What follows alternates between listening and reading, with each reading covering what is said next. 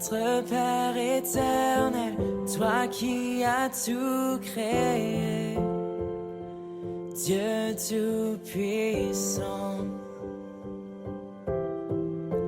c'est par ton Saint-Esprit que Jésus fut conçu, Christ notre Sauveur.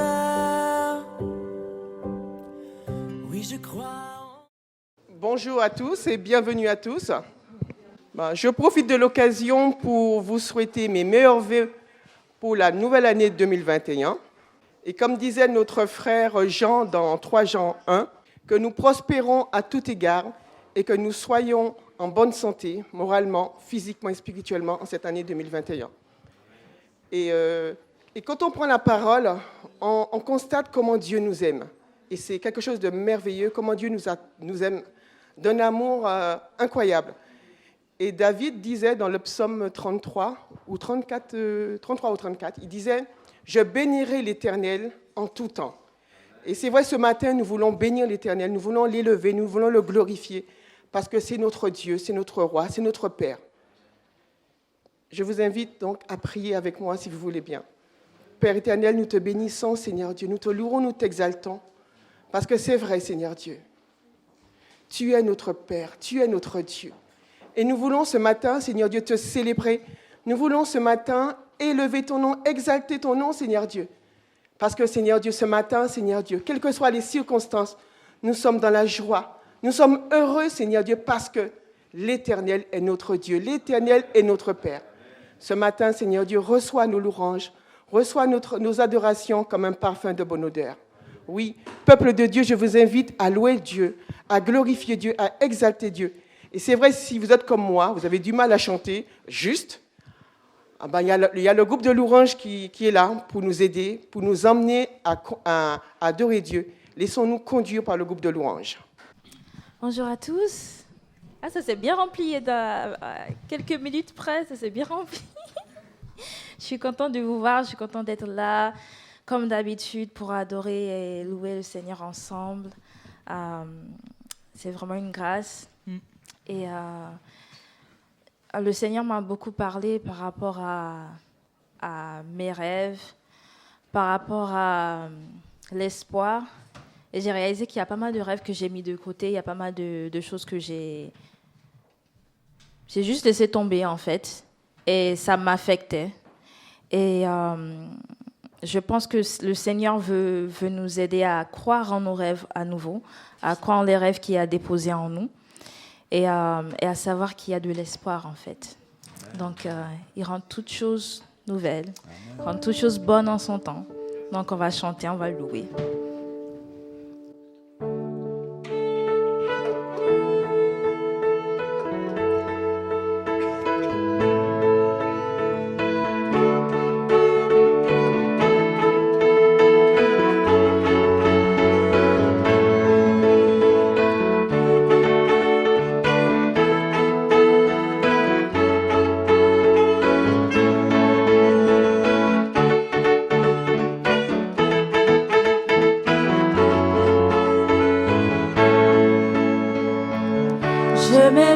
Car je sais qu'avec toi, tous mes rêves ont un sens.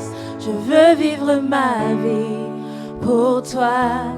J'ai pris ma décision.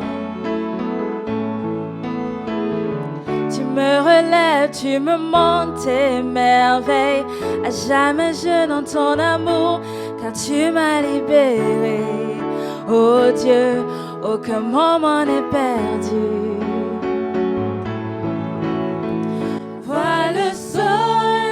Percer les ténèbres, noir et blanc, maintenant se change en couleur. Mon sauveur, oui tu fais toutes choses nouvelles. Maintenant je vis.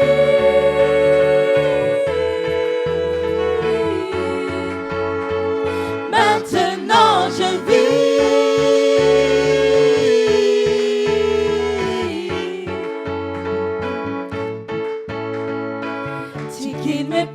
Tu es là près de moi, ton amour m'a guéri, il n'y a rien comme vivre avec toi. cette vie que tu m'offres, je choisis. Vois le soleil percer les ténèbres, noir et blanc, maintenant se change en couleur. Mon sauveur, oui, tu fais toutes choses nouvelles. Maintenant je vis.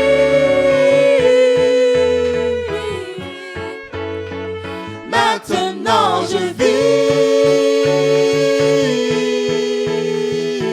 Emmène-moi, emmène-moi plus loin qu'auparavant.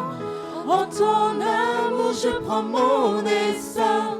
Ta liberté est une porte ouverte. Tu es tout pour moi et plus encore. Emmène-moi plus loin qu'auparavant. En ton amour je prends mon essor. Ta liberté est une porte ouverte. Tu es tout pour moi et plus encore.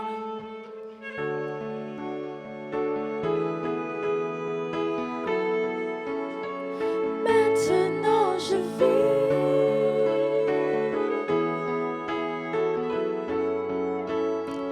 Maintenant je vis.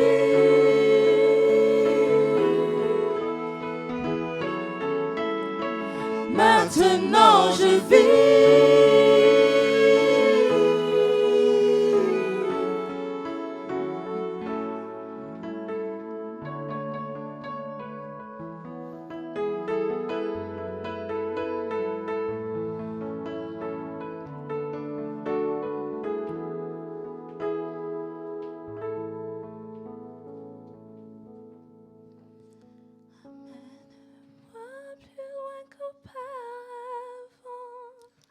En ton amour je prends mon essor.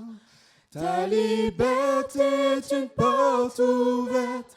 Tu es tout pour moi et plus encore.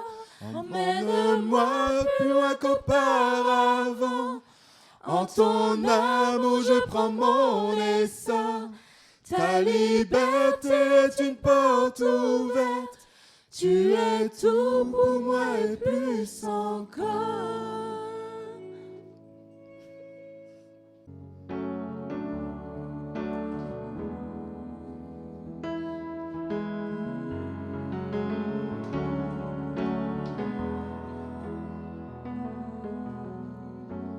Émerveillé dans ta présence, rien ne t'est impossible. Émerveillé en ta présence, ta joie me remplit d'espérance. Émerveillé, émerveillé en ta présence. Nous sommes émerveillés en te regardant, Seigneur.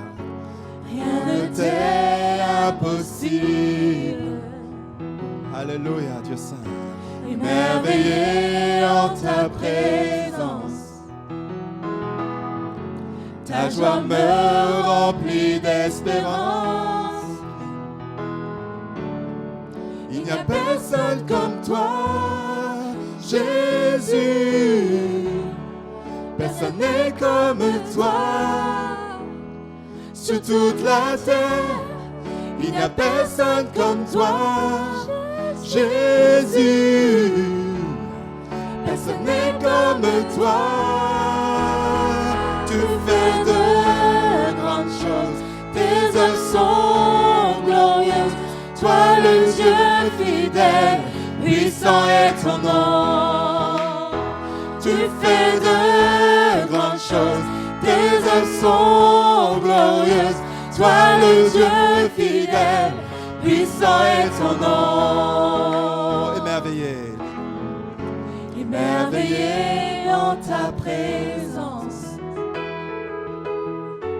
rien ne t'est impossible. Émerveillé en ta présence, Ta joie me remplit d'espérance. il n'y a personne. Il n'y a personne comme toi, Jésus. Jésus.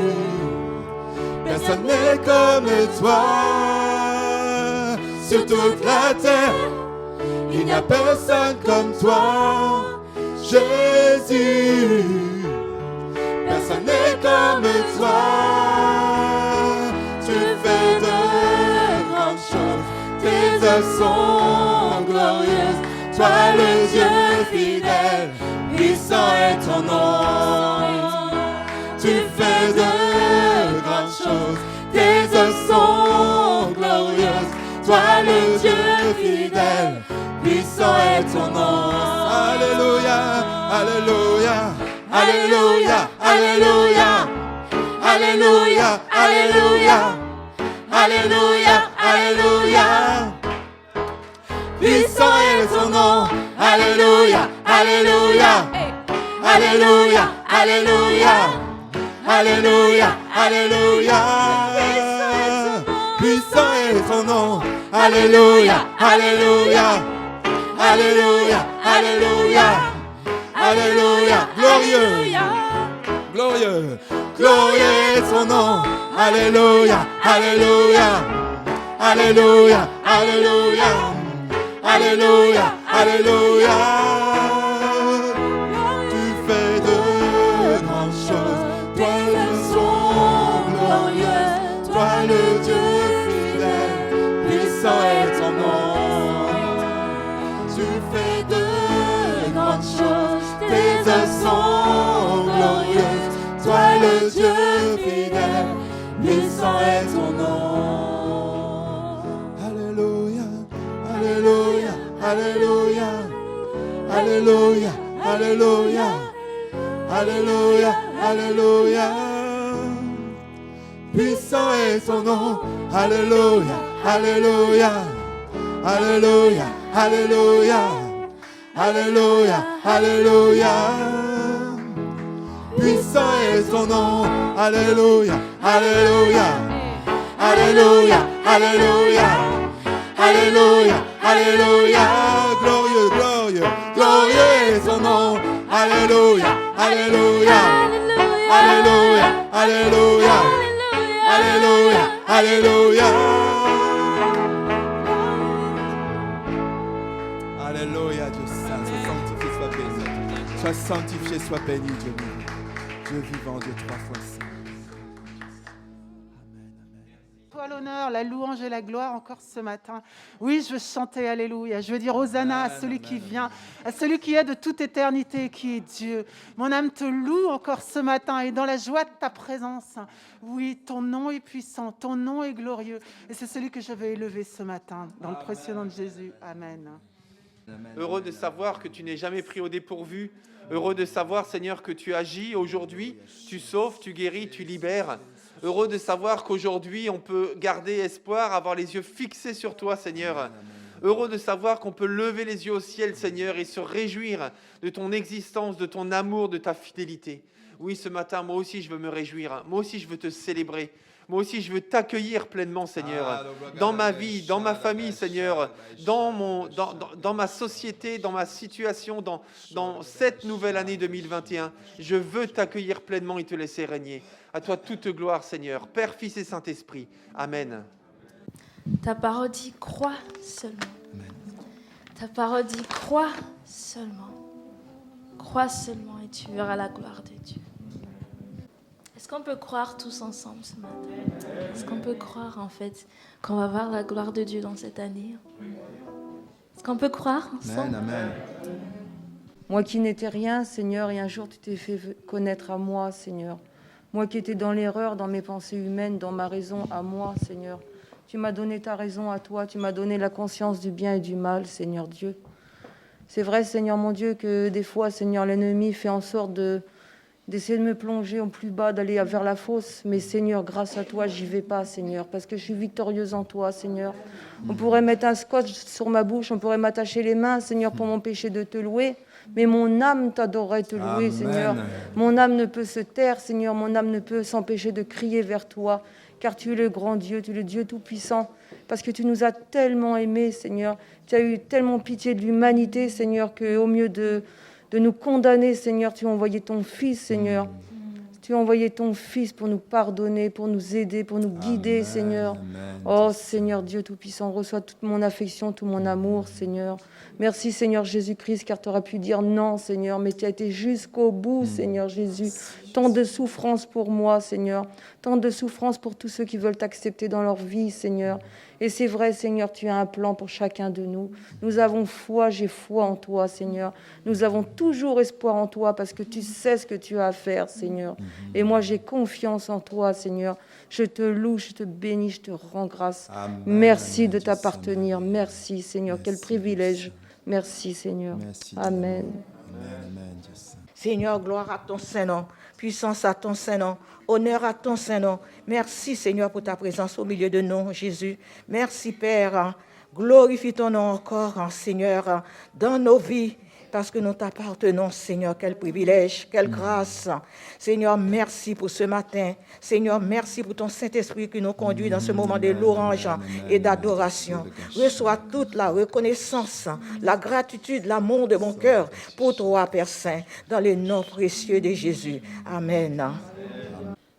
Cœur reconnaissant, merci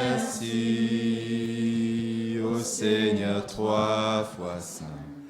Merci, car il a donné Jésus-Christ, son Fils. Merci d'un cœur reconnaissant. Merci au Seigneur 3 fois saint. Merci, car il a donné Jésus-Christ, son Fils. Maintenant, le faible dit, je suis fort. Le pauvre dit, je suis riche. Dieu a fait de grandes choses pour nous. Maintenant, le faible dit, je suis fort. Le faible dit, je suis riche. Dieu a fait de grandes choses pour nous. Merci, merci, merci. Nous sommes prosternés devant toi, Seigneur. Tu es tellement grand et rempli d'amour, Dieu Saint. Les mots nous manquent simplement pour te dire que nous t'aimons, je t'adore et je te glorifie de tout mon être, Dieu Saint, avec mes frères et sœurs. Non seulement ici à Pontoise, mais en ligne, mais dans le monde entier. Le monde te loue, t'adore. H24, Seigneur Dieu Tout-Puissant, il y a des gens qui te louent et qui t'adorent sur la surface de cette terre. Et c'est ce que nous voulons faire, Seigneur, alors que tu nous as donné la vie par grâce. Et Seigneur Dieu Tout-Puissant, que tu nous destines au salut, tu nous destines à la vie éternelle avec toi. Nous voulons tourner les regards vers toi, vers ta parole, vers tes promesses. Parce que toi, tu nous as promis de venir, Seigneur, enlever ton Église. Tu vas accomplir ton jugement, c'est vrai, Seigneur mon Dieu, parce que tu as laissé un temps de grâce. Mais Seigneur mon Dieu, c'est encore le temps de grâce. C'est encore le temps de se retourner vers toi. C'est encore le temps de te demander pardon et de recevoir ton pardon et de recevoir ton amour. Et je te remercie de cela. Mais un jour, tu viens venir nous enlever.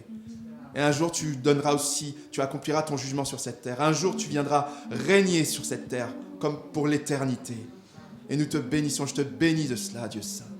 Vraiment, merci pour la paix, pour la grâce, pour la bénédiction que tu es pour nous au quotidien. Qu'il y ait cette maladie, ce virus, ou qu'il n'y ait pas, Seigneur mon Dieu, tu es grand et glorieux. Nous te bénissons, Seigneur mon Dieu, de prendre soin, c'est vrai, de celles et ceux qui souffrent, qui sont endeuillés, qui sont malades, Seigneur Dieu Tout-Puissant. Mais Seigneur, tu es bien au-delà de tout cela. Tu parles même au travers de cette maladie.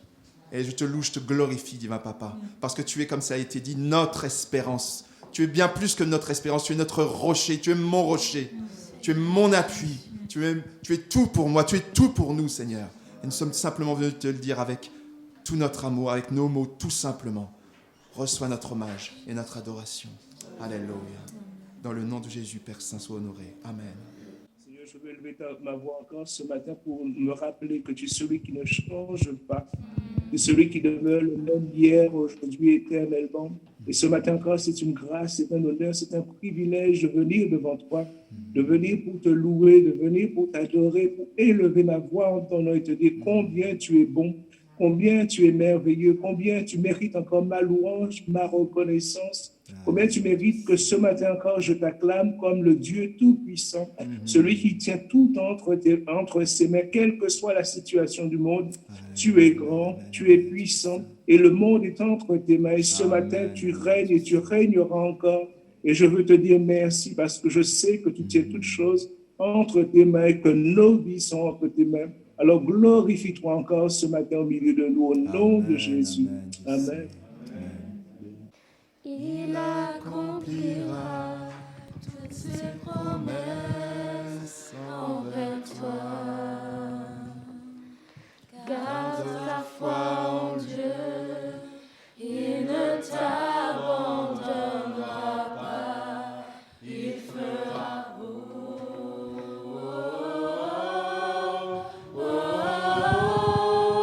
il fera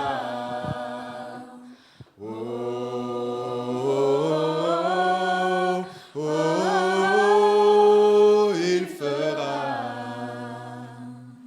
Dieu est capable de faire tout ce qu'il dit qu'il fera. Il accomplira toutes ses promesses envers toi. Garde ta foi en Dieu, il ne t'abandonnera pas, il fera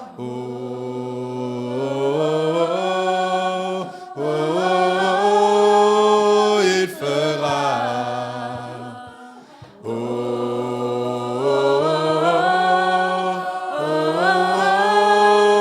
il fera. En grâce ce matin, je te bénis. Mon âme s'élève vers toi pour te dire, Seigneur, à combien tu es grand, combien tu es merveilleux et glorieux. Et c'est vrai, ce matin, nous sommes ensemble, Seigneur, pour élever ton nom, pour te glorifier, pour te bénir. Parce que vraiment, tu mérites toute la gloire ce matin. Tu mérites vraiment que nos bouches s'ouvrent pour t'élever, Père éternel. Malgré les difficultés, malgré cette vie, cette pandémie, Seigneur, nous savons que tu es là. Tu es à côté de nous, Seigneur. Tu ne nous abandonnes pas.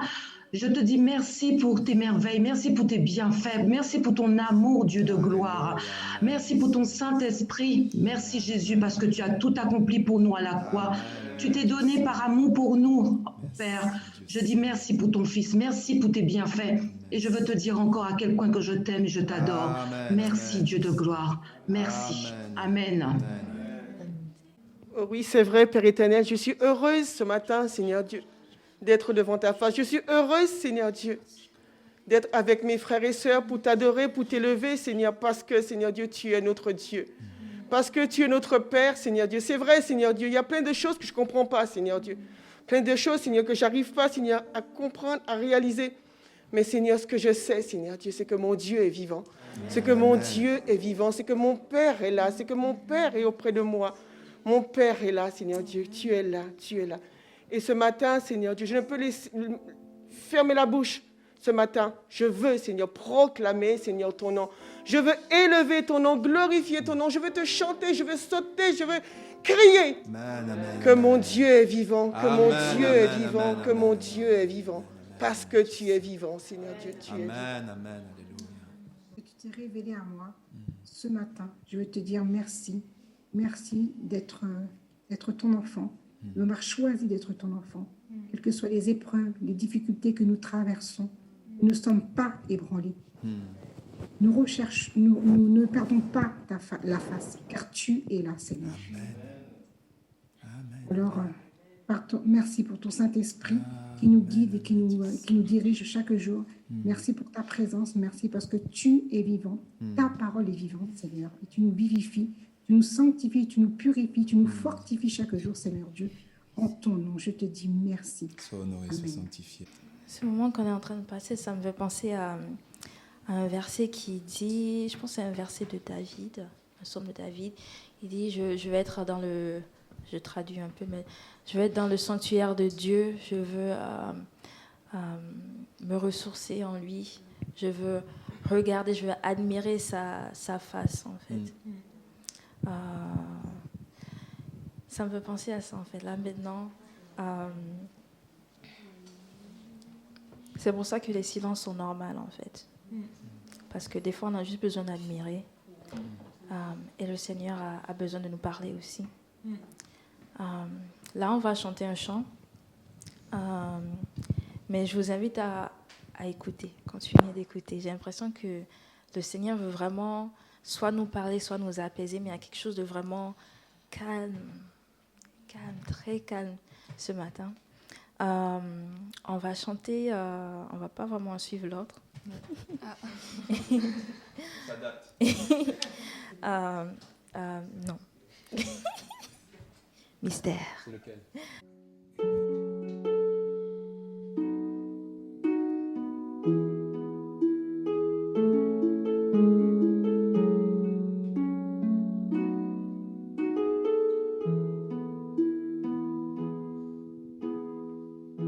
Seigneur, tu es la force, l'amour qui brûle en moi comme une flamme, le soutien de mon âme.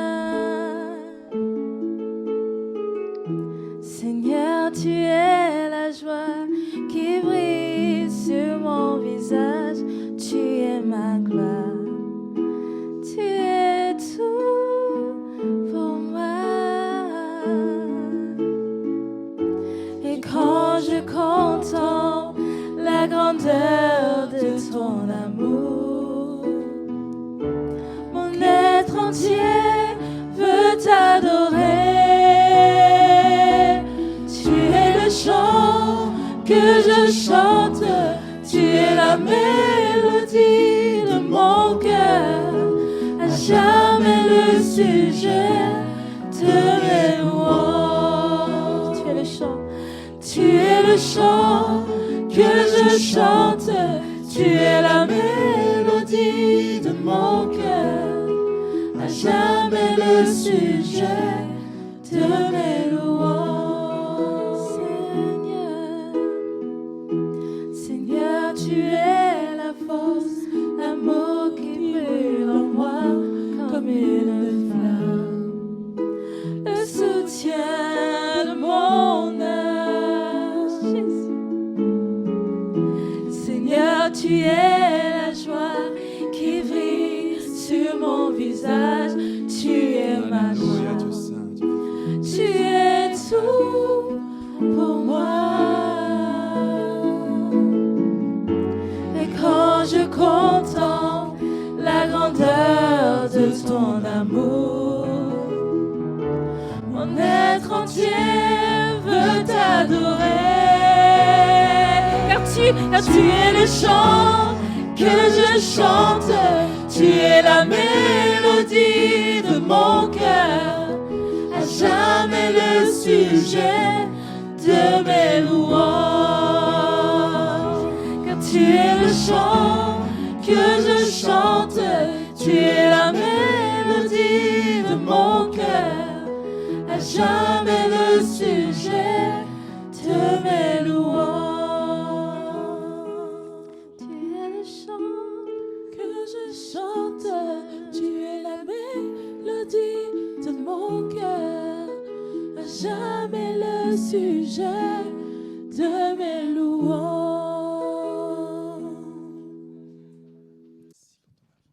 Ne te rappelles-tu pas des temps qui t'a sauvé? Des temps que tu n'avais plus d'espoir, mais il t'a sauvé. Il est venu pour toi. Il est venu pour toi. Il n'a pas changé. Rappelle-toi. Quelles que soient les circonstances, tu es bon, Seigneur. Quelle que soit ma situation, tu es bon, Seigneur. Quel que soit ce que je vis, tu es bon, Seigneur. Rien ne dépend de ta bonté parce que tu es bon, tu restes bon, tu as toujours été bon et tu seras toujours bon. Que ma louange remplisse ce lieu, que ma louange remplisse les cieux, que ma louange remplisse cette terre, parce que tu es bon, tu restes bon et tu seras toujours bon, et que les circonstances ne me permettent pas de changer ma louange vis-à-vis de toi, parce que tu restes bon. Tu es toujours bon et tu seras toujours bon, que mon âme le répète, tu es bon, bon, bon, toujours bon. Merci pour ta bonté, merci pour ta bonté vis-à-vis de nous. Et je veux te proclamer, je veux te louer, je veux t'exalter, parce que c'est ce qui me permet de vivre, c'est ce qui me permet de respirer, c'est ce qui me permet de garder les yeux fixés devant et de marcher, de reconnaître ta bonté, de reconnaître ta justice, de reconnaître ta fidélité. Aide-moi à être reconnaissante au quotidien vis-à-vis de ce que tu fais, parce que tu restes bon. Merci, merci pour tout, merci pour tout. Roi de paix, roi de gloire, roi de toute puissance, merci pour tout. Amen. Amen.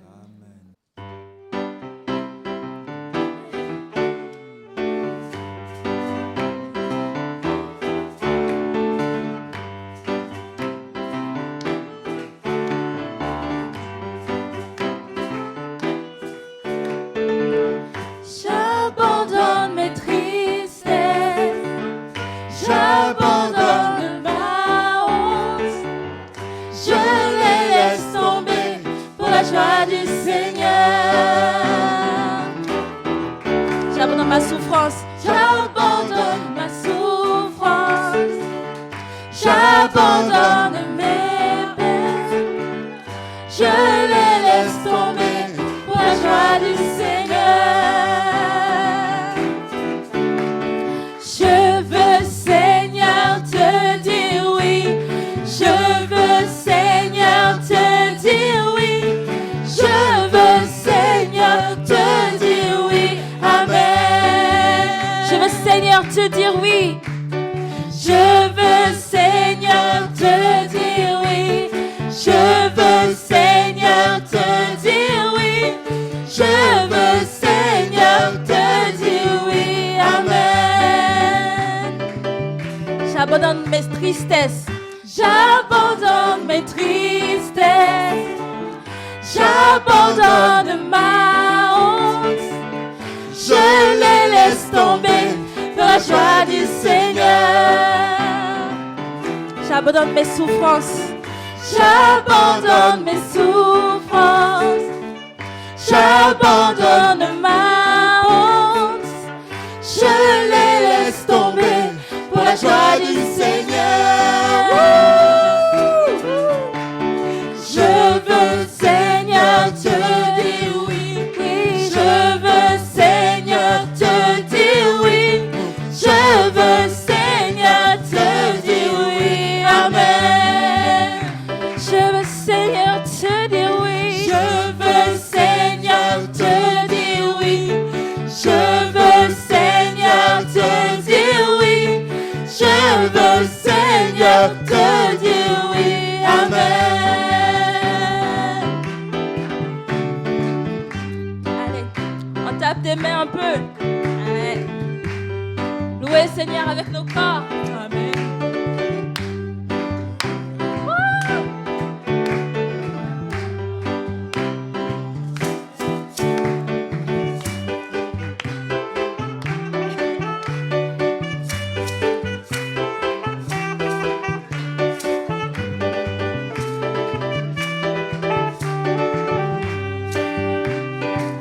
J'abandonne mes tristesses. J'abandonne mes tristesses. J'abandonne ma honte. Je les laisse tomber pour la joie du Seigneur. J'abandonne mes souffrances. J'abandonne mes souffrances. J'abandonne ma honte. Je les laisse tomber pour la joie du Seigneur. Je veux, Seigneur, te dire oui. Je veux, Seigneur, te dire oui. Je veux, Seigneur, te dire oui. Seigneur, te dire oui. Je veux, Seigneur, te dire oui. Oui à la joie. Je veux, Seigneur, te dire oui. Oui à l'espoir. Je veux, Seigneur, te dire oui. Amen.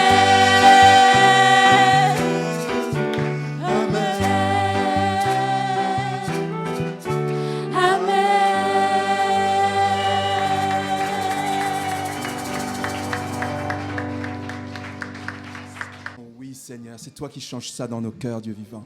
Toujours, parce que c'est pas si évident de te dire amen. C'est pas toujours évident de te dire oui, mais tu changes ça par ton esprit dans nos cœurs, Dieu Saint. Tu dis et nous disons amen. Tu dis et nous disons oui. Ton serviteur, ta servante t'écoute et t'obéit. Tu changes ça, tu transformes ça encore plus profondément dans nos cœurs. Dieu Saint puissant, merci pour ton œuvre. Alléluia.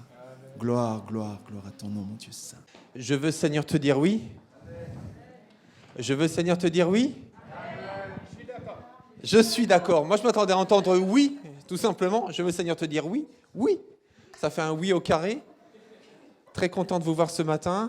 Alors, nous avons en capacité d'accueil dans l'église, avec le contexte actuel, 35 places. Ce matin, nous sommes 35 sur 35. Voilà. Alors, attendez. Voilà, oui, on peut rendre gloire à Dieu.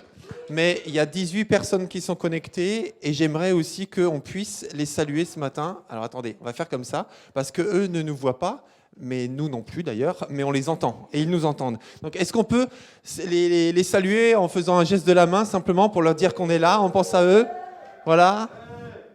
On est avec vous les zoomistes. Hein. Les zoomistes, vaut mieux être zoomiste que fumiste, hein, paraît-il. Hein. Heureux de vous voir ce matin, de poursuivre le début de cette année 2021 ensemble.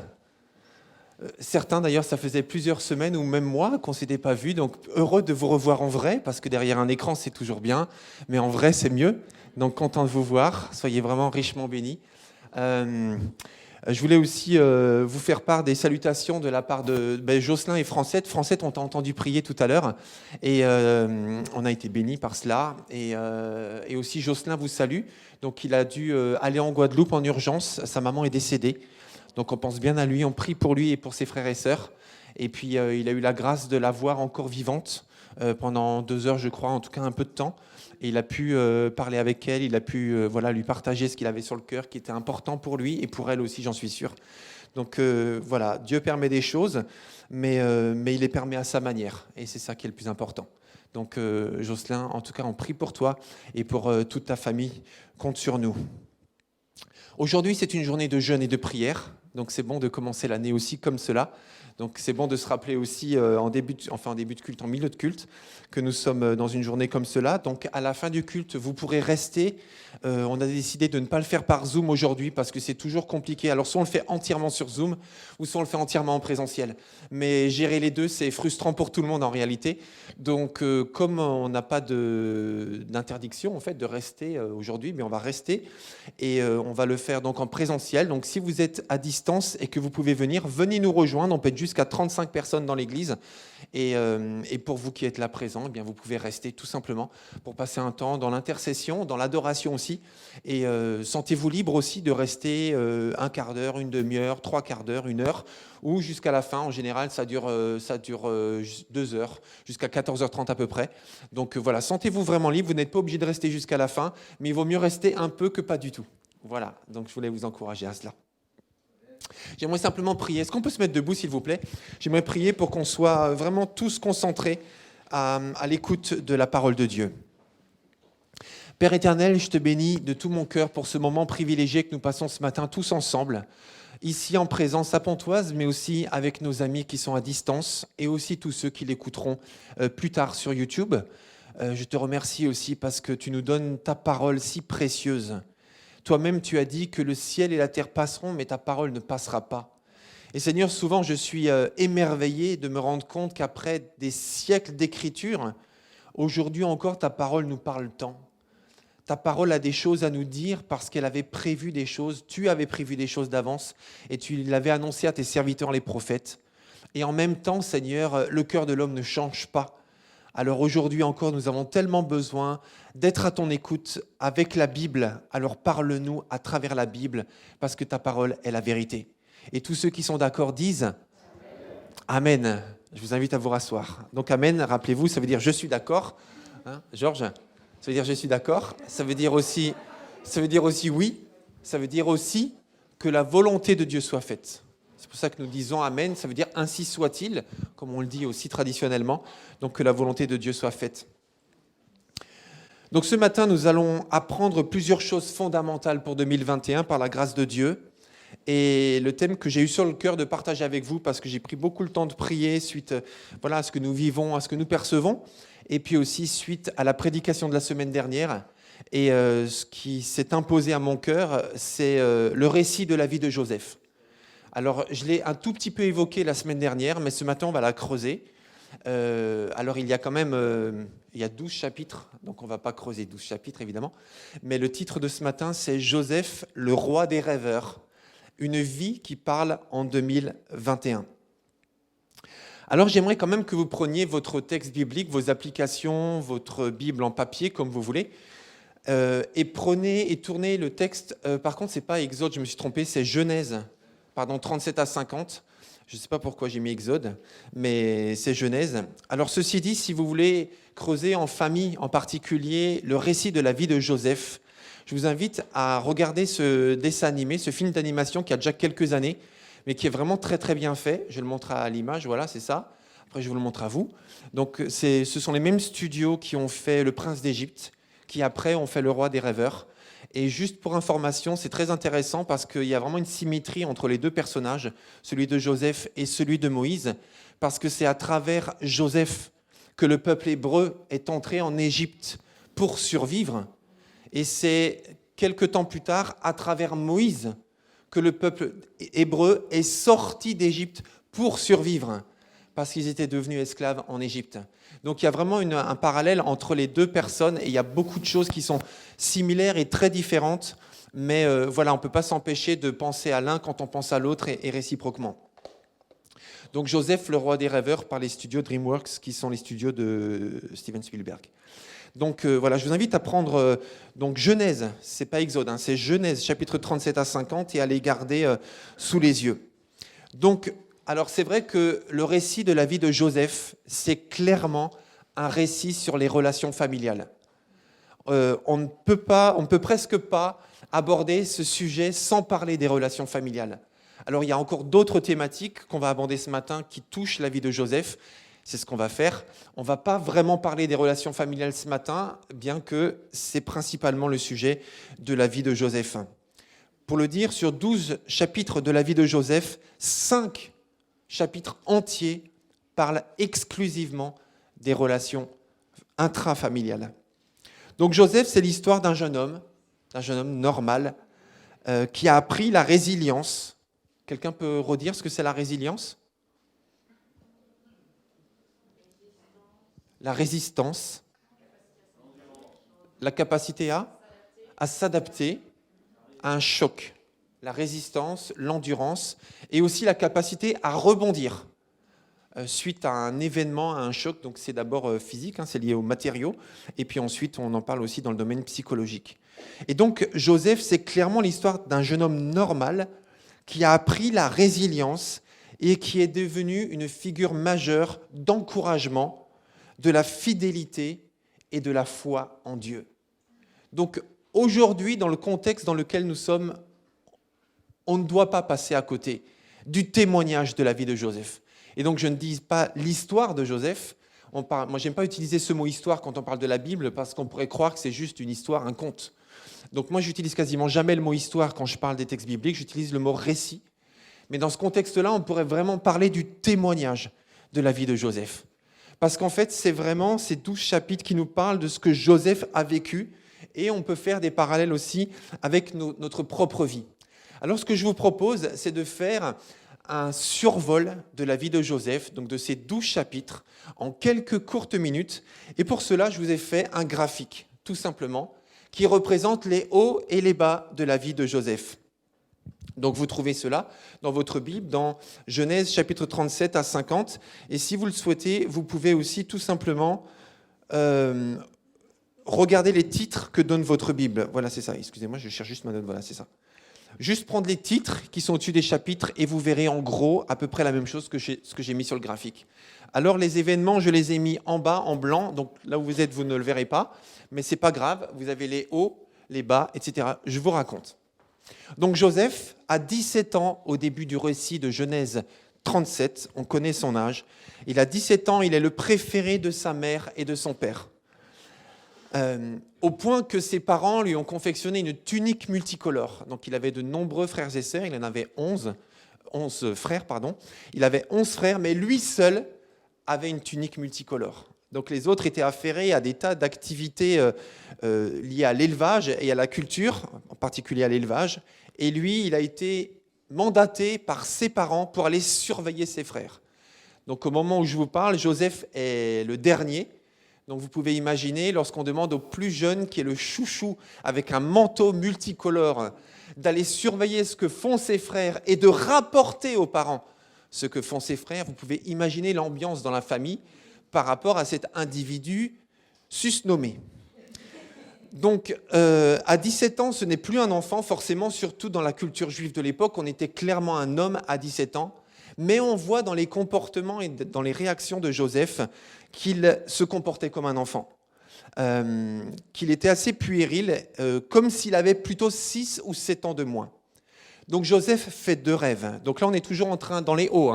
Donc là, Joseph fait 2 rêves. Donc il a 17 ans, il fait 2 rêves. Excusez-moi, j'essaie de jongler. Des épis de blé, donc je ne vais pas détailler. Et ensuite, il rêve du soleil, de la lune et de 11 étoiles qui s'inclinent devant lui. Suite à cela, Joseph est tabassé par ses frères. Sa vie chute, on est dans le creux là, dans le premier creux. Sa vie chute, il est tabassé par ses frères en race campagne. Et puis, il est vendu comme un esclave à une caravane qui passait et qui allait vers l'Égypte. Et là, nous sommes dans Genèse chapitre 37, verset 20. Je vous invite à prendre ce texte. Genèse 37, verset 20.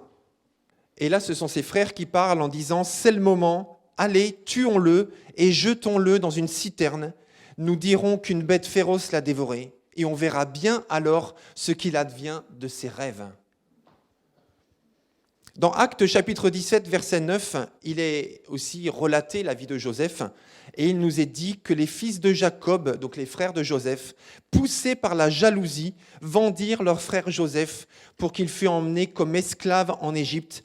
Mais Dieu était avec lui.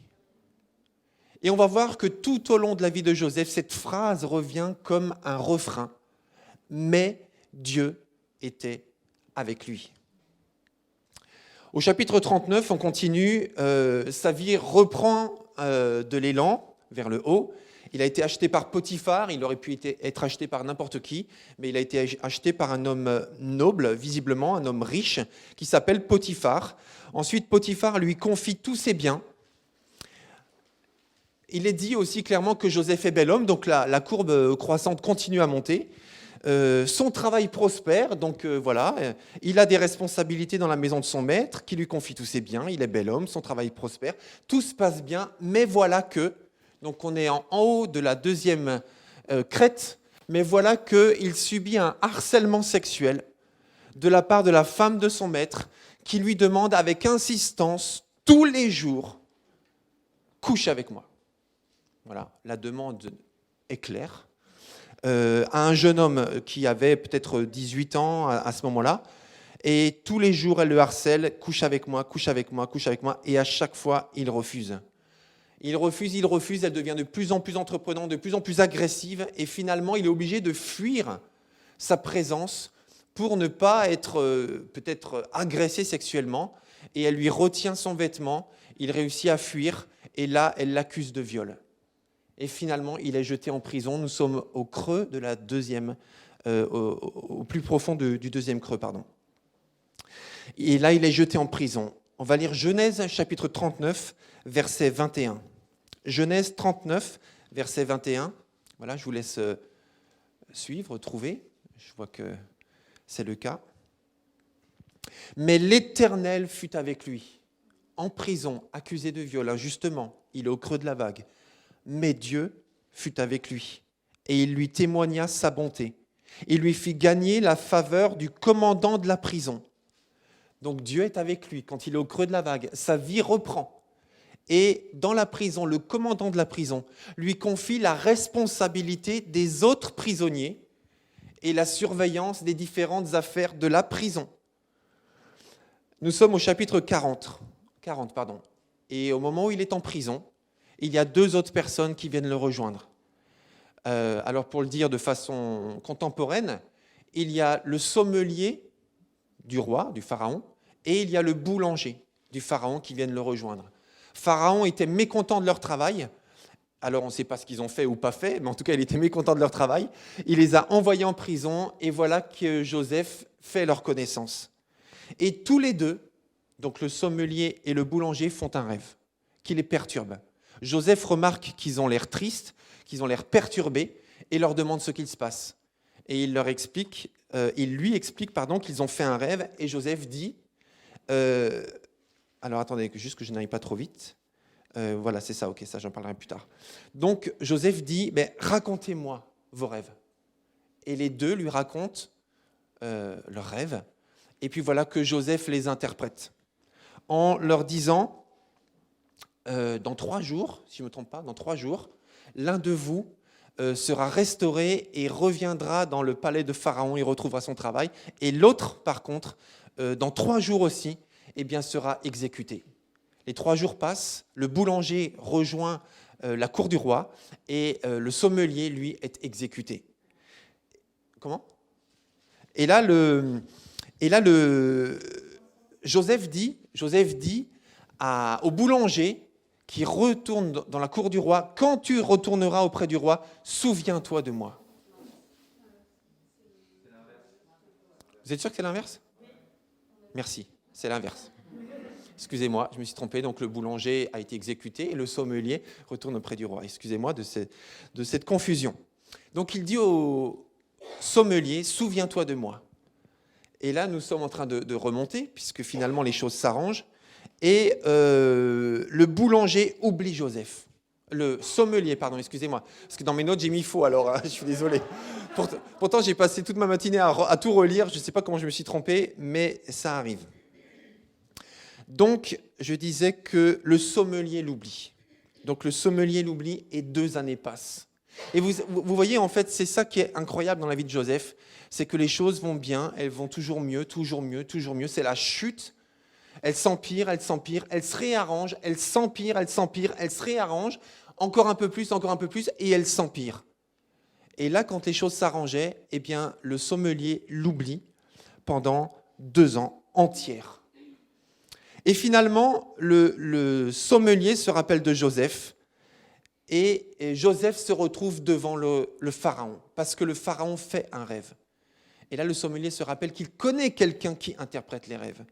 Et là, nous sommes dans Genèse 41, et on va lire versets 15 et 16. Genèse 41, versets 15 et 16. Donc celui-ci dit à Joseph, « J'ai fait un rêve », donc le pharaon dit à Joseph, « J'ai fait un rêve et personne n'est capable de l'interpréter. Or, j'ai entendu dire qu'il te suffit d'entendre raconter un rêve pour pouvoir l'interpréter. » Écoutez bien la réponse de Joseph. Joseph répondit au pharaon, « Ce n'est pas moi, mais c'est Dieu qui donnera au pharaon l'explication qui convient. » Et là, on constate que Joseph était toujours conscient que ce qu'il vivait était guidé par Dieu. Et que c'est Dieu qui devait recevoir la gloire. Et que si sa solution s'arrangeait, c'était grâce à Dieu. C'était avec l'aide de Dieu et par l'intervention de Dieu. Et jamais il n'a voulu, il a beaucoup mûri évidemment, jamais il n'a voulu attirer l'attention sur lui, mais il a toujours voulu rendre gloire à Dieu. Donc il dit à Pharaon, c'est pas moi, mais c'est Dieu qui va t'expliquer ton rêve. Donc Dieu annonce à Pharaon qu'il y aura 7 années d'abondance en Égypte, et puis ensuite 7 années de famine ou de disette. Et Dieu donne à Joseph la stratégie pour mener à bien les affaires afin de bien gérer les richesses et de traverser la famine. Et là, Pharaon dit, mais qui mieux que toi pourrait gérer ces affaires, étant donné que ton Dieu t'a révélé non seulement la famine que l'on aura dans 7 ans, mais la manière de gérer la famine. Alors je te nomme mon bras droit et personne ne sera au-dessus de toi, à part moi. Donc là, on commence à gravir l'Himalaya de la bénédiction, j'aime autant vous le dire. Et le Joseph, qui était oublié pendant 2 ans en prison, eh bien, il commence à gravir, et ce n'est pas terminé. Je sais que j'ai quitté la caméra, mais j'y reviens. Voilà, donc je vous passe, c'est Genèse 41, versets 40 à 44. Et là, il se marie, et il a 2 fils. Maintenant, nous sommes dans Genèse 42 à 46. Et là, nous voyons que Jacob, le père de Joseph, était touché par la famine à Canaan. Donc, il n'y a que lui qui était en Égypte, et son père et le reste de sa famille sont restés à Canaan. Et comme la famine aussi est arrivée à Canaan, mais que l'Égypte était un grenier de richesse, et qu'ils ont pu accumuler pendant 7 ans d'abondance suffisamment de blé, etc., eh bien maintenant, ce sont les pays autour de l'Égypte qui devaient venir en Égypte pour aller acheter de quoi survivre.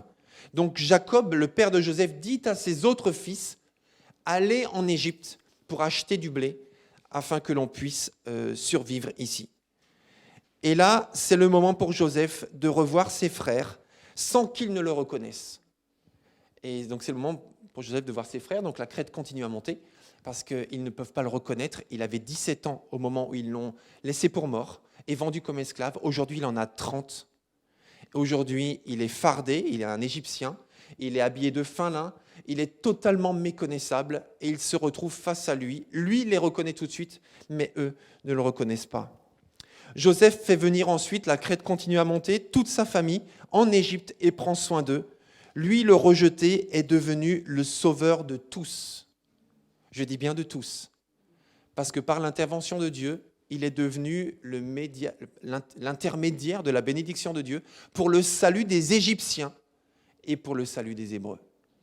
Parce qu'il a été une bénédiction pour la survie des Égyptiens et pour la survie de sa famille et des Hébreux plus tard. Et ça, c'est le symbole de Jésus-Christ, n'est-ce pas ? Joseph, est le symbole de Christ parce que justement, Jésus est venu aussi pour le salut de tous, de toutes les nations, de son peuple d'abord et ensuite de tous. Et d'ailleurs, on en reparlera vendredi soir, c'est ça Georges ? Avec Jonas, du salut en tout cas. Ok. Donc là, nous sommes au chapitre 45, lorsque Joseph révèle son identité à ses frères. Ils ont peur que Joseph se venge d'eux parce que désormais, ils sont à sa merci. Et là, on va lire dans Genèse 45, c'est nécessaire que l'on fasse ce survol. Nous sommes dans Genèse 45, versets 13 à 15. Donc Genèse 45, versets 13 à 15. Et là, Joseph demande à ses frères, « Informez mon père des honneurs dont je suis comblé en Égypte. Racontez-lui tout ce que vous avez vu et dépêchez-vous de le faire venir ici. » Puis Joseph se jeta au cou de Benjamin, son petit frère, et tous deux pleurèrent de joie sur les épaules l'un de l'autre. Ensuite, il embrassa tous ses frères, tous les autres, en pleurant, après quoi ses frères s'entretinrent avec lui. Et là, nous arrivons à la fin de l'histoire, mais nous sommes clairement au moment de la réconciliation entre Joseph et ses frères. Dieu a appris beaucoup de choses à cet homme. Et on va lire Genèse chapitre 45, versets 5 et 8. Attendez juste que je réfléchisse. Non, on va lire tout à l'heure ça. On va lire ça tout à l'heure. Donc on fera un arrêt sur quelques-unes des étapes de la vie de Joseph pour recevoir un message du ciel pour nous aujourd'hui.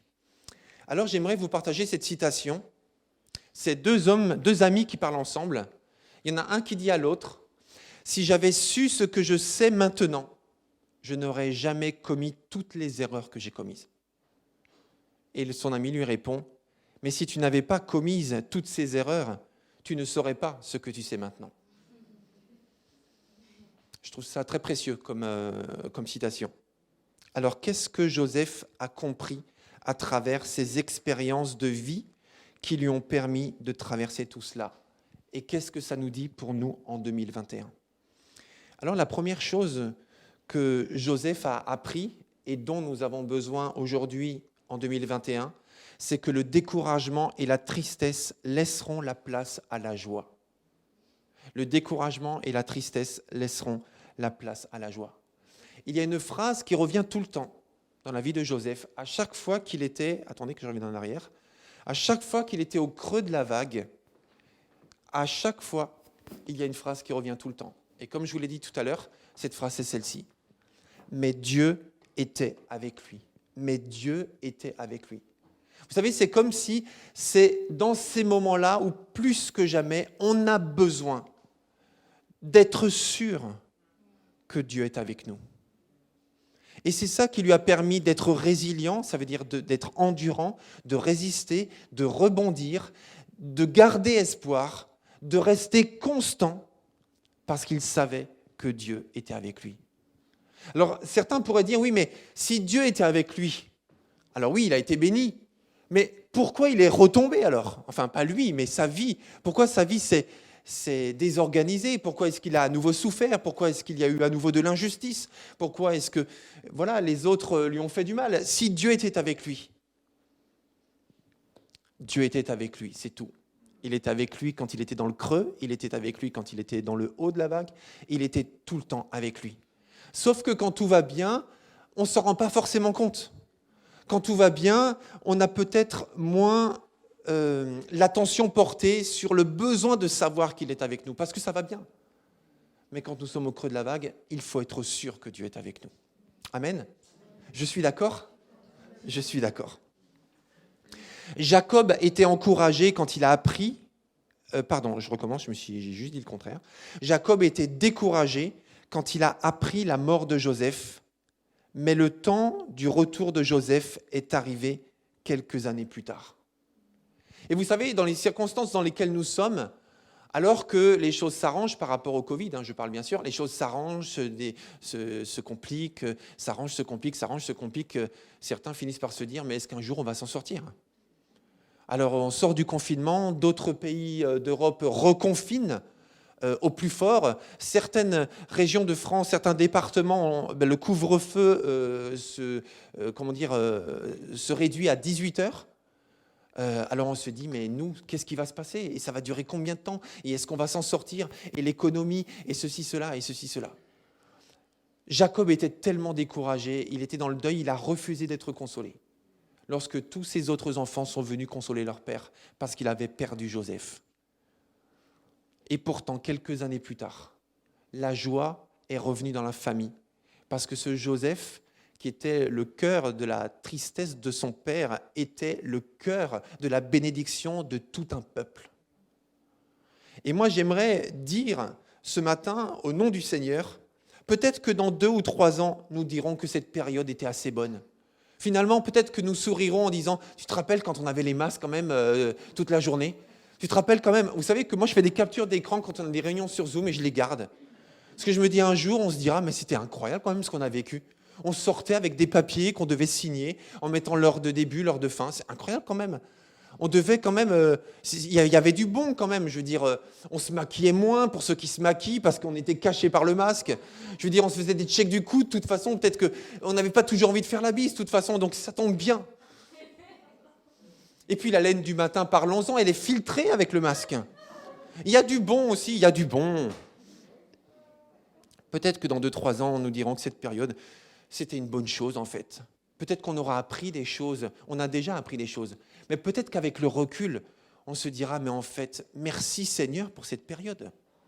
Alors je sais qu'aujourd'hui c'est peut-être difficile à dire, peut-être surtout pour ceux qui sont impactés économiquement, physiquement, qui ont perdu un proche, je sais bien. Mais peut-être que comme Joseph, avec le recul, nous pourrons dire, heureusement que mes frères m'ont vendu à cette caravane qui passait pour l'Égypte.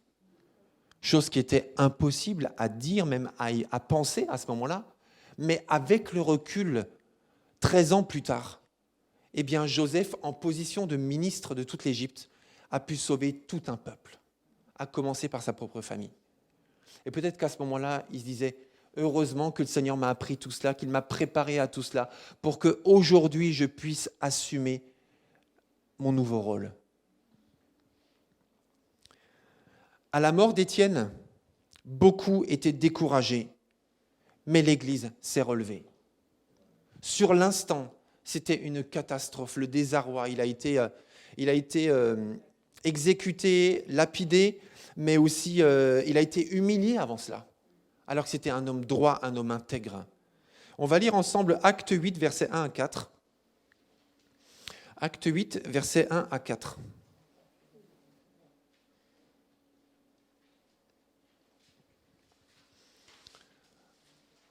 Acte 8, versets 1 à 4.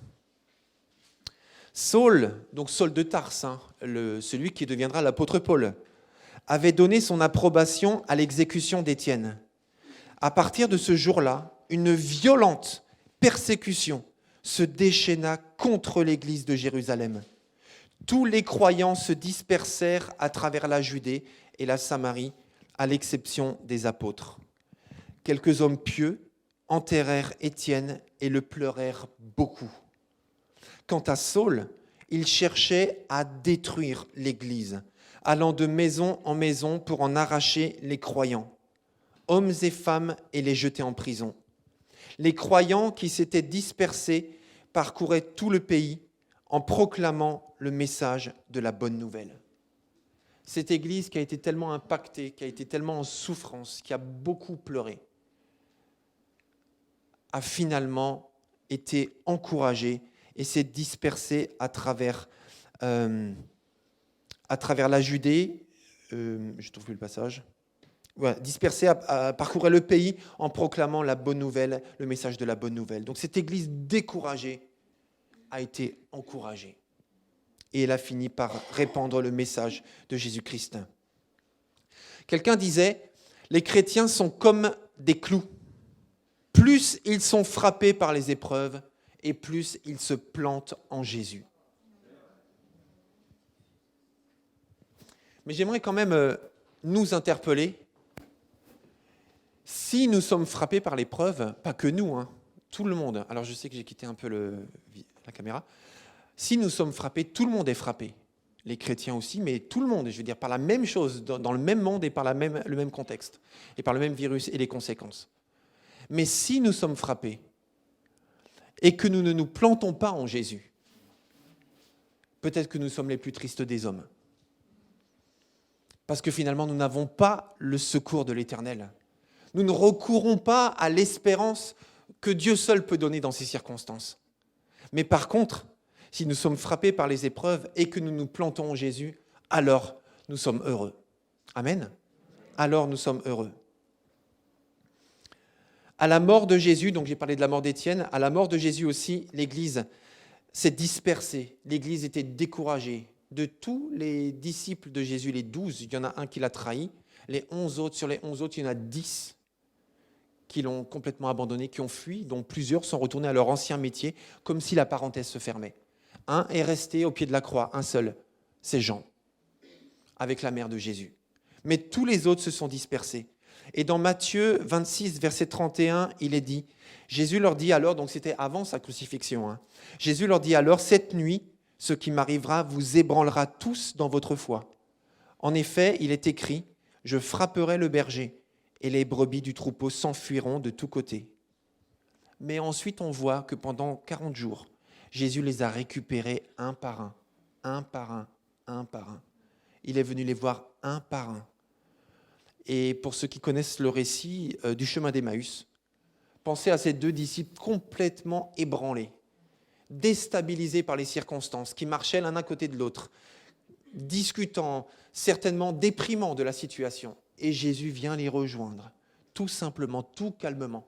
Parfois, il allait les voir un par un, deux par deux, ou en foule, mais il les a récupérés tous, alors qu'ils s'étaient tous dispersés. C'est ça que fait Jésus, n'est-ce pas? C'est ça que fait Jésus, exactement. Joseph est resté un homme intègre dans tous les bas de sa vie. Et c'est ce qui l'a aidé à garder le cap. Et ça, c'est un encouragement, mes amis. Dans la circonstance que nous traversons, gardons le cap. Gardons le cap. Ne nous disons pas, de toute façon, tout est foutu, perdu pour perdu. Ben non, parce que tout n'est pas perdu. Et quand les choses vont rentrer dans l'ordre, on se dira, mais qu'est-ce que j'ai été bête, qu'est-ce que j'ai été bête de me gaspiller, de me perdre tout simplement, ou de trahir mes valeurs. Alors qu'en fait, Dieu était avec moi. Comme pour Joseph, Dieu était avec lui. Mon ami, c'est Dieu qui dirige ta vie et pas les circonstances. C'est Dieu qui dirige ta vie. Et là, on va lire Genèse 45, versets 5 et 8. Voilà le passage dont j'ai parlé tout à l'heure. Lisons ce passage parce que c'est le témoignage de Joseph. Genèse 45, versets 5 et 8. Joseph, qui était en train de parler à ses frères, qui étaient dans le remords et dans la peur de voir leur grand frère puissant désormais, donc leur petit frère, Joseph, qui est devenu grand désormais et puissant, se venger d'eux. Et là, ils étaient désorientés et remplis de remords et de peur. Et c'est Joseph qui les encourage. Dans Genèse 45, verset 5 et verset 8. Et Joseph leur dit, « Et maintenant, ne vous tourmentez pas et ne vous accablez pas de remords de m'avoir vendu comme esclave. C'est pour vous sauver la vie que Dieu m'a envoyé devant vous. » Ça veut dire qu'avec le recul, Joseph ne regrette pas d'avoir été vendu comme esclave. Et en plus, il dit que vous avez fait ça, ok ? Votre jalousie, votre méchanceté, peut-être qu'au fond de lui, il se dit, c'était peut-être un petit peu compréhensible dans le contexte de l'époque, mais en tout cas, vous avez fait ça. Mais sachez que vous avez fait une chose, mais Dieu restait au contrôle. Donc vous avez fait ça, vous m'avez vendu comme esclave, mais c'est Dieu qui m'a envoyé ici. Et ça, c'est grand.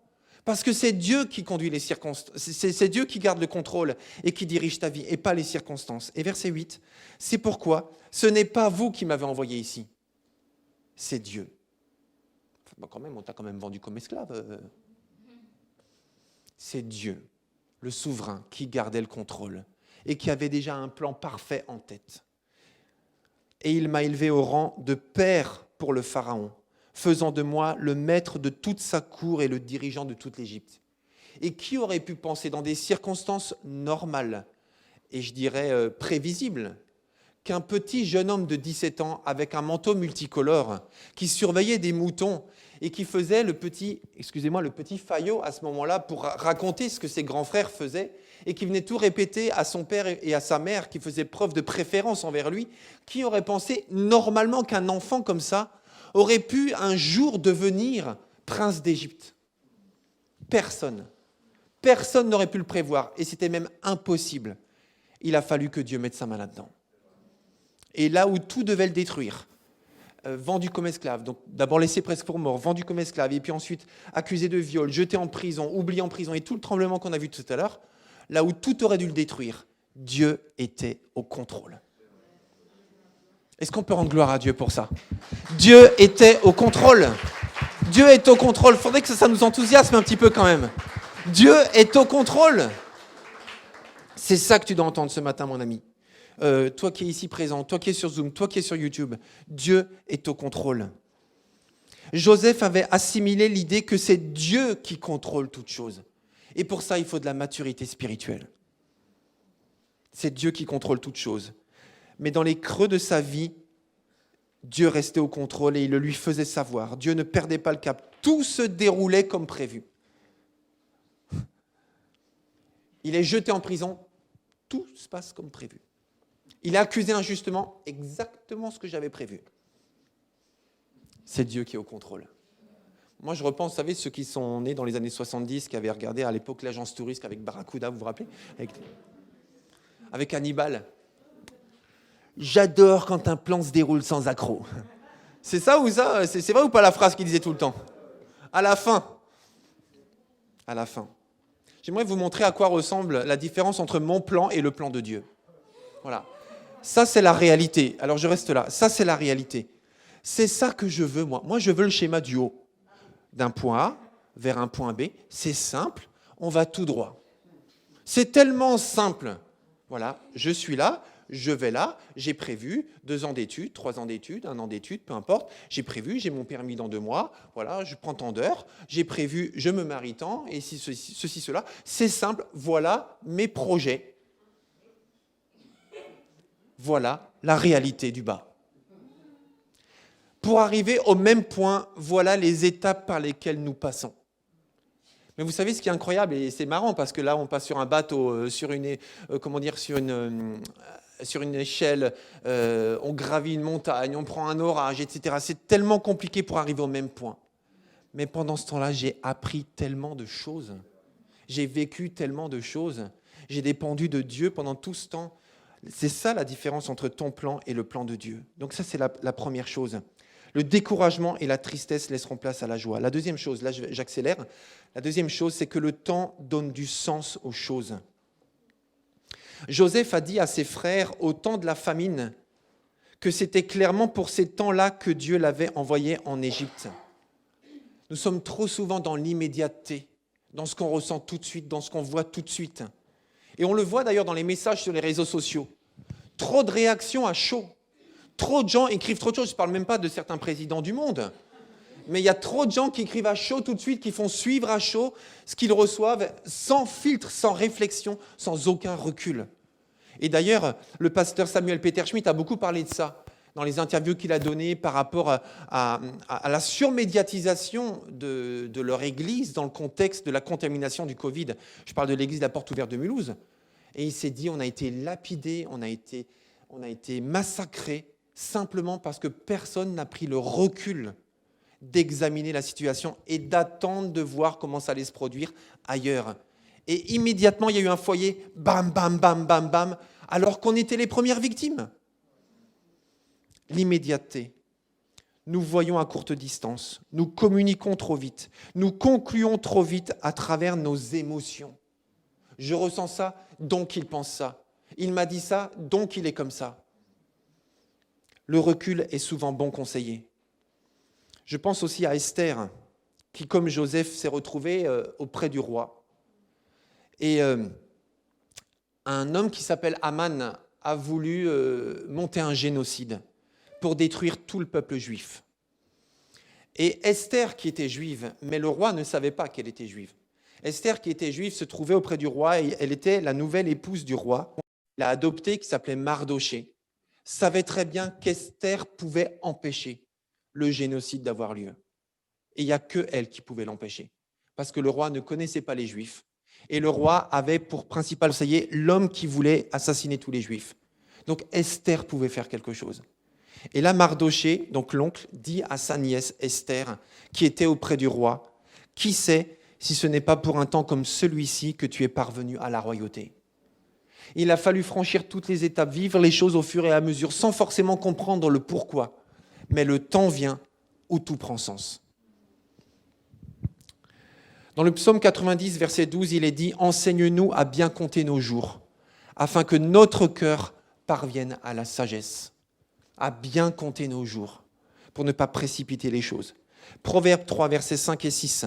« Mets ta confiance en l'Éternel de tout ton cœur et ne te repose pas sur ta propre intelligence. Elle est utile, elle est nécessaire, mais elle ne fait pas tout.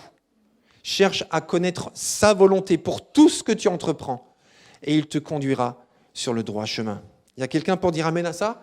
Amen, c'est vrai, je suis d'accord. Je termine avec le dernier point. Mes amis, maintenant, c'est le moment de vivre. C'est le moment de vivre. Alors, dernièrement, nous étions à table en famille, en train de manger, il y a quelques jours. J'ai demandé l'autorisation pour dire ce que je vais dire. J'ai demandé l'autorisation. Et l'une de nos filles nous dit moi, j'en ai assez d'avoir tout le temps des messages de la part de mes profs dans ces temps difficiles, dans ces temps compliqués, dans lesquels nous vivons. Moi, j'en ai assez d'avoir toujours ces messages, comme si je ne le savais pas, quoi. Je veux dire.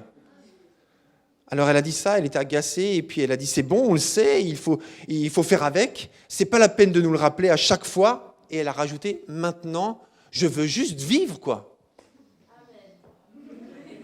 Ça venait du cœur. Ça venait du cœur. Et c'est ce que j'ai envie de dire de la part du Seigneur pour terminer ce message de ce matin. C'est maintenant le moment de vivre. Mes amis, Satan est le champion des évidences qui sont fausses. Je vais prendre un exemple dans la vie de Joseph. Le vêtement, je recommence. Les frères de Joseph qui l'ont tabassé et qui l'ont vendu comme esclave, se sont entendus et ont dit qu'ils allaient prendre le sang d'un animal, le mettre sur le vêtement de Joseph, la fameuse veste multicolore, sur le vêtement de Joseph, et le présenter à son père Jacob pour lui dire « Joseph est mort ».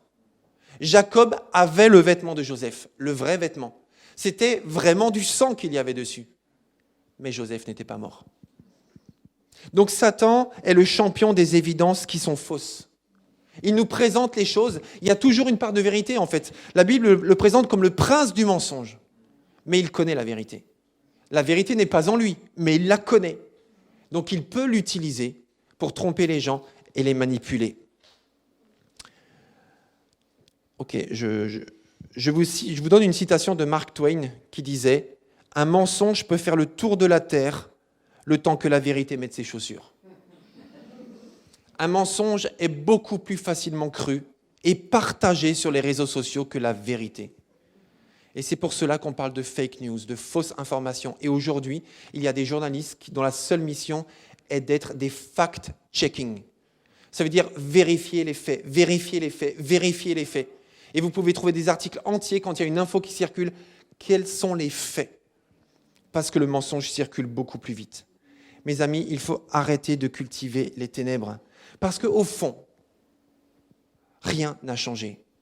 Rien n'a vraiment changé. Oui, les masques, ok, d'accord. Oui, le confinement, oui, ok, le couvre-feu, oui, mais au fond, rien n'a vraiment changé. Au fond. On peut se réunir à Pontoise pour rendre gloire à Dieu ensemble.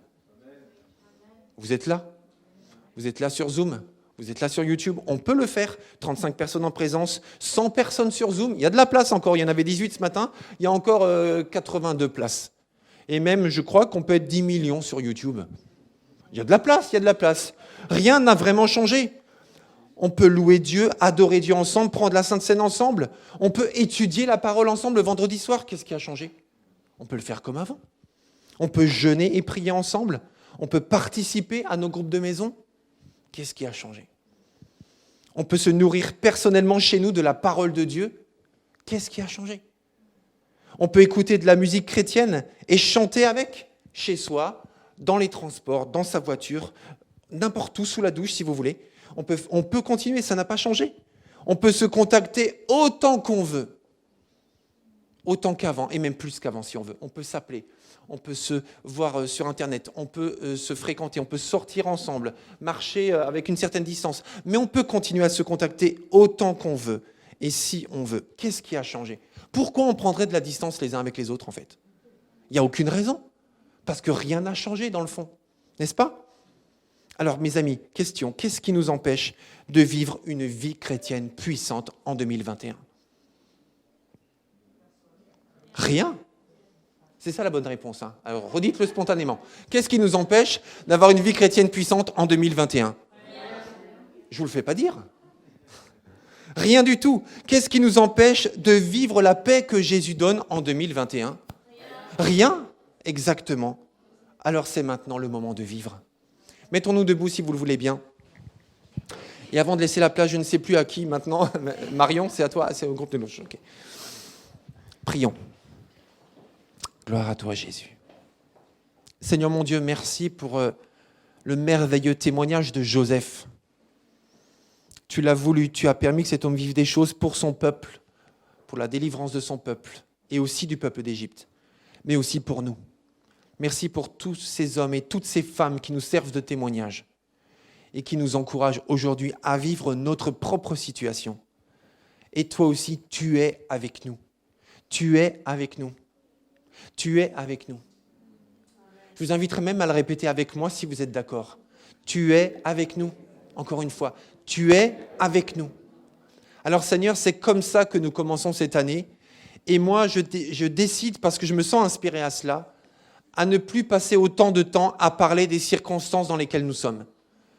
Parce qu'on le sait, on fait avec, nous sommes résilients, et maintenant on rebondit. Maintenant nous sommes dans une dynamique de croissance. Maintenant nous sommes dans une dynamique de vie. Maintenant nous sommes dans une dynamique de foi. Et c'est le moment de vivre la foi en 2021. Alors c'est sur ça qu'on va se concentrer. C'est vers ça que tu nous conduis, Seigneur. Non pas à cultiver les ténèbres, mais à vivre l'espérance. Alors merci Seigneur, parce que tu es là en 2021. Pour chacun d'entre nous, mais aussi pour tous ceux qui ne croient pas encore en toi. Tu les aimes et tu es là autant en 2021 qu'en 2020, en 2019. Et on ne veut pas se priver de te laisser dérouler ton plan parfait parce que tu es avec nous.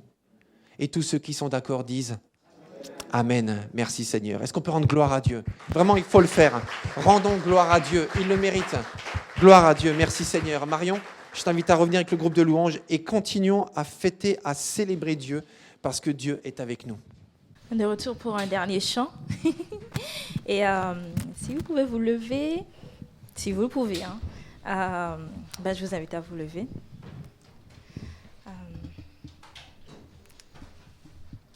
Merci beaucoup Philippe pour le message. Ça me parle beaucoup et je me dis on peut être curieux en fait pour l'avenir en fait. Parce que du coup, on ne peut pas avoir du recul maintenant sur aujourd'hui, forcément. Mais on se dit, fin d'année 2021, tout ce qui aurait pu se passer, en fait, voilà. Et on est dedans maintenant et on va faire en sorte que ça compte, quoi.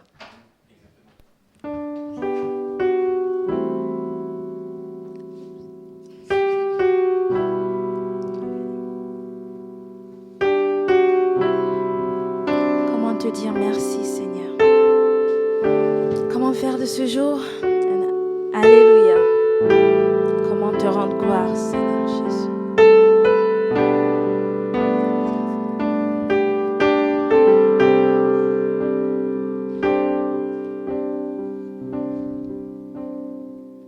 Quand je vois la beauté d'un coucher de soleil, un art si raffiné me révèle tes merveilles. Quand je sens l'immensité du mystère des galaxies, mon cœur est bouleversé par l'amour du Dieu infini. Comment te dire merci? Comment ne pas t'abandonner ma vie? Alléluia, Alléluia. Comment t'aimer, te louer, faire de ce jour que tu nous as donné un Alléluia, Alléluia, Alléluia. Quand j'entends l'histoire d'un Dieu plein de gloire, vêtu d'humanité, souffrant à nos côtés, sur la croix ils sont cloués, mais ne pouvaient te garder. Tu es ressuscité par ta vie, tu as tout changé. Comment te dire merci? Comment ne pas t'abandonner ma vie? Alléluia, Alléluia. Comment t'aimer, te louer, faire de ce jour que tu nous as donné un Alléluia, Alléluia, Alléluia, Alléluia. Alléluia, Alléluia, Alléluia,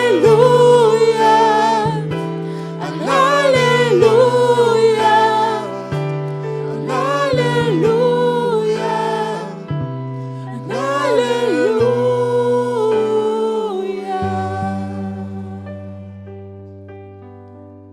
Je suis très contente de voir certaines personnes que je n'avais pas vues depuis longtemps. Je ne citerai pas les noms, vous n'êtes pas là, c'est dommage, vous ne les voyez pas. Mais je suis vraiment très, très contente de voir que Dieu fait toutes choses en son temps. Dieu fait toutes choses, dans les couleurs qu'il veut.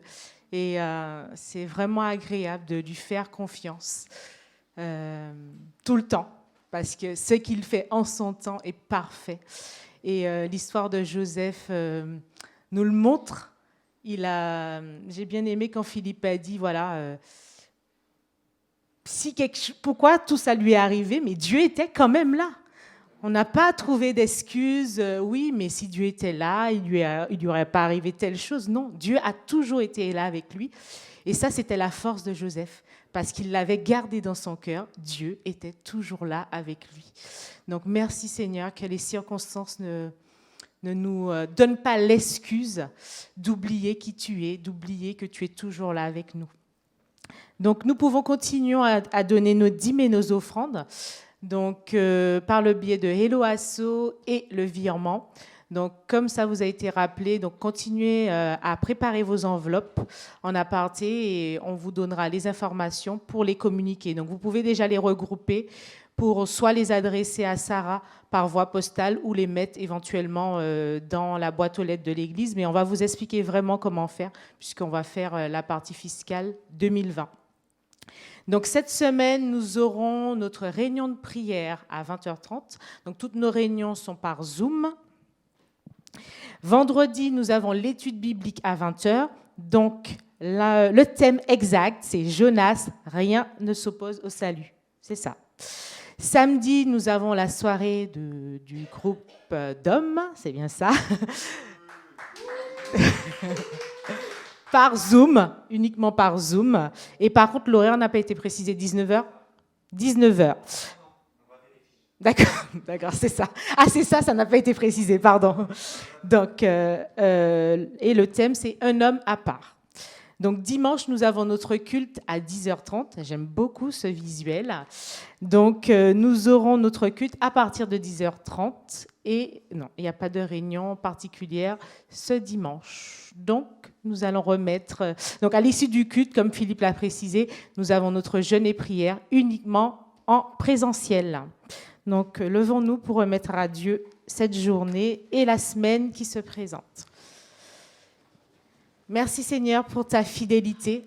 Merci pour ta parole aussi qui nous encourage. Tu as voulu que cette parole existe sous forme d'écrit pour nous encourager, mais aussi pour nous rappeler que nous aurons des moments difficiles dans la vie, des moments, des hauts, des bas, mais aussi des bons moments pour nous souvenir que tu es toujours là, même dans les temps désertiques, dans les moments ensoleillés, mais ta promesse, c'est comme l'arc-en-ciel. Après la pluie vient le beau temps. Dans les moments difficiles, nous les avons, mais tu es là, tu nous tiens la main, tu ne nous abandonnes pas. Alors merci, merci que nous puissions être accompagnés de tes promesses au quotidien. Et merci aussi pour l'Église. Merci parce que l'Église est notre force. Nous savons avec qui nous pouvons traverser ces temps de tempête, ces temps difficiles, parce que tu nous as mis des frères et sœurs pour nous accompagner. Alors aide-nous à ne pas oublier cela et que chacun puisse être à sa place comme tu le veux et que l'enrouage puisse bien se faire pour que nous puissions nous soutenir les uns les autres et que quand nous avons conscience qu'il y a un qui souffre, que nous souffrons avec lui, qu'il y a un qui est joyeux, que nous soyons joyeux avec lui, que le corps soit debout et que le corps puisse avancer. Merci de bénir chacun et chacune dans ces moments difficiles ou plus compliqués, que tu puisses venir visiter chacun durant cette semaine et que tu puisses accompagner, fortifier, établir chacun dans son rôle que tu l'as placé. Bénis chacune de nos activités, qu'elles soient professionnelles, qu'elles soient familiales ou autres, que tu sois là aussi et que tu nous portes quotidiennement. Merci pour ces temps que nous passerons cet après-midi et ces fins de journée, que tout soit pour ta gloire. Bénis nos proches qui ne te connaissent pas encore, que tu les visites, que tu les portes, ceux qui ont besoin d'être encouragés et ceux qui ont besoin d'espoir. Aide-nous dans notre cheminement, dans notre façon de faire, à être une lumière, un espoir dans ce monde qui est découragé, dans ce monde qui n'arrive pas à voir au-delà de ces temps compliqués. Aide-nous à être l'espoir par nos actes, par nos paroles, par notre présence. Aide-nous à être un espoir pour les uns et les autres et pour tous ceux qui nous entourent. Je te rends grâce, je te bénis, je t'exalte. Nous t'appartenons. Nous ne pouvons que dépendre de toi parce que tu es le Dieu Tout-Puissant.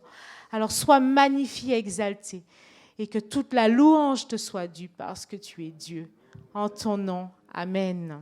Bonne semaine, soyez bénis. Oui, je crois à la vie éternelle. Je crois que d'une vierge il est né.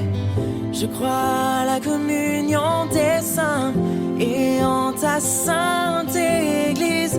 Oui, je crois